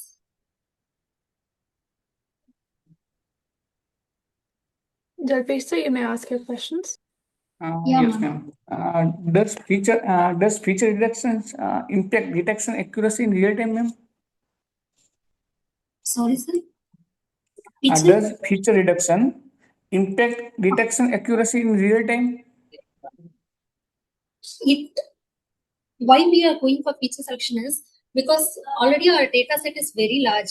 So we are, and the number of features is also very high. So if the model will be highly computational, it increases computational cost. That's why we are going for the feature selection techniques, sir. Because not all the features may contribute to the work. So basically, we are taking how the attack will be detected. Like we have taken the important features and we have go with the process. Okay, ma'am. Thank you. Thank you. Thank you. We have a few presenters left. We'll just see if they are present in today's meeting. Is K. Purani here?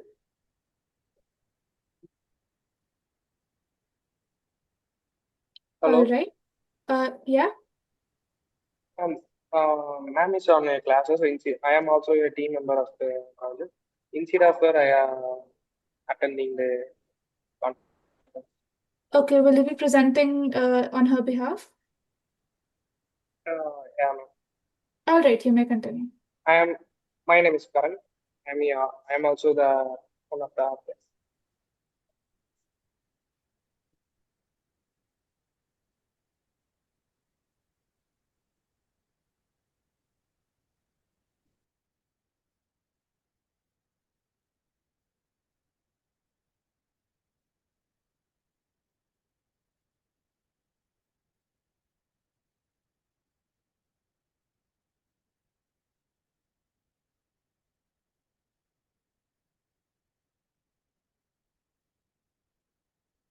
Ma'am, can you visible? Yes, we can. This is our project name, a hybrid ensemble and attention LSTM-based predictor fraud detection framework integrating cost-sensitive learning and experience. Our paper ID is 1599. This is our project introductions. Today, digital payments have become a part of our daily life. We use a credit card for shopping, traveling, and online transaction also. But this growth has also increased fraud. Even though the fraud transactions are very few, less than 0.2%, the financial loss is huge. They're reaching a billions of dollars every day. Uh, so the traditional system uses fixed rules, but the fraudsters continuously change their strategy. So we need to smarter the system. uh, Machine learning helps us to analyze a large data and detecting a hidden patterns and identify the fraud in real time. In our project, our goal is detect a more fraud, reduce a missed fraud cases, and provide a clean explanations for every prediction. Problem statement. There are four major challenges in fraud detections. First, class imbalance. Fraud cases are extremely rare compared to normal transactions. Second, a concept shift.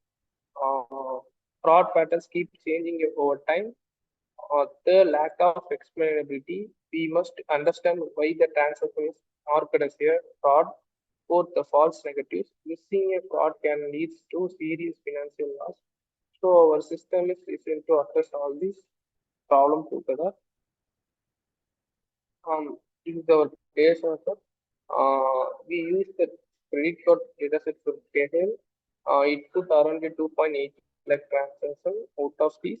Only the 492 fraud cases.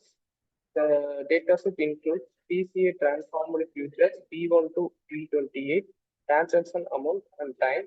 We split the dataset into 80% for training and 20% for testing. Because of the high imbalance, we applied a specific technique like the synthetic minority oversampling technique. Instead of duplicate fraud data, more generates a new synthetic fraud samples. Select a, select a fraud transaction, find it near neighbors, and create a new data points between them. This increases the number of fraud samples and helps the model learn better patterns. It also reduces overfitting and improve the generalization. Cost sensitive learning. We applied the cost sensitive learning in real life. Not all errors are equal. Missing a fraud is more serious than false alert. So gave higher weight to fraud classes, increase a penalty for a false negative, at adjust a decision threshold to 0.3. This makes the model more sensitive to fraud and reduce your missed cases. Hybrid framework. Our project system has a four key components: smooth, balance the data, cost sensitive, reduce your risk, attention LSTM, capture sequential behavior, safe, provide explainability. We use an ensemble for logistic accuracy, random forest, and HTTP. Their outputs are combined for a better accuracy. Then LSTM adds a time-based learning to detect a pattern. Attention LSTM. Most transaction models treat each transaction independently, but fraud often happens in a sequential way. For example, a small transaction followed by a large one. LSTM helps to capture the sequences. The attention layer highlighted an important transaction and give more focus to the suspicious pattern. This improvement improved sections of fraud behavior. SHAP explainability. We use a SHAP for explainability. SHAP shows how each feature contribute to your predictions. For example, transaction amount, time of transaction, future values. Help analysts to understand the decision and build a trusting system and support a regularity humans. So our model is not a black box; it is a explainable system architecture. Our system architecture is as follows: input data, smooth future processing, ensemble plus LSTM, final prediction, and sharp explanation. We evaluate the system using precision recall F1 and ROC. So this is our results. Our results show a strong performance. ROC curve 97.6%, on F1 score 92%. We have reduced a false negativity by 68% from seven fraud cases. So 6 fraud cases were correctly detected and only one was missed. This shows a high reliability in real-world scenarios. Model comparison. When compared with the individual model, logistic regressions random forest and XGBoost. Logistic regression is 83% and random forest is 92% and XGBoost is 95%. Our hybrid model achieved a 97.8% ROC curve. This proves the combining the model improves the performance. At last, we get to the conclusions. We address a key challenges using smooth for imbalance, fast sensitive learning for risk, attention LSTM for sequence learning, and SHAP for explainability. Our system is accurate, efficient, and transparent. This helps in product financial systems and customer care. Thank you. Thank you, ma'am. Any query?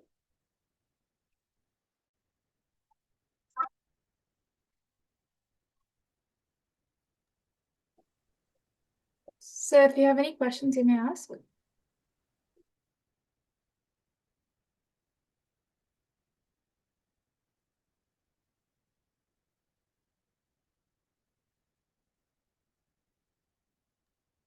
Jalpesh sir, do you have any questions?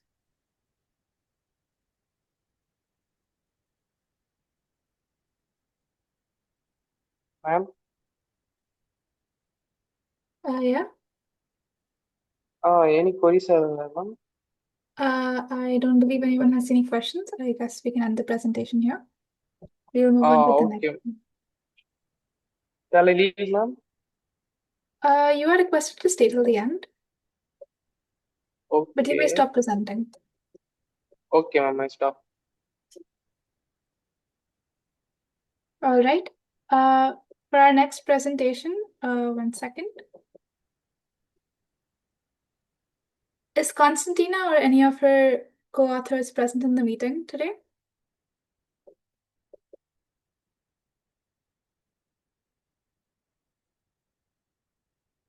All right. In that case, we'll move on. Is Pranav or any of his co-authors present today?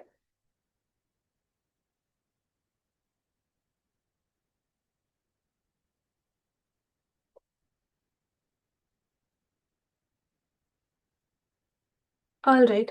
So I believe we are done with our presentations. We'll move on to the closing remarks.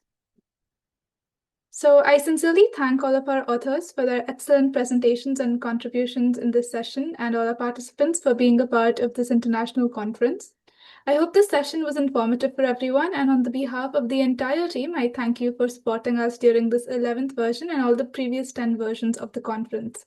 We will be happy to have you in the 12th version in 2027. All the presenters will be getting their digital certificates via email within 2 working days, and the publication will be live within 7 to 8 months. Kindly cooperate with the team of ICTIS 2026.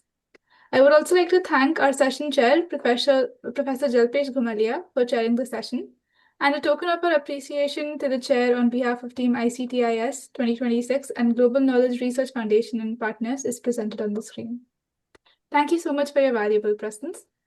Before we end the session, I would like to request everyone to please turn on their cameras for a quick virtual snapshot.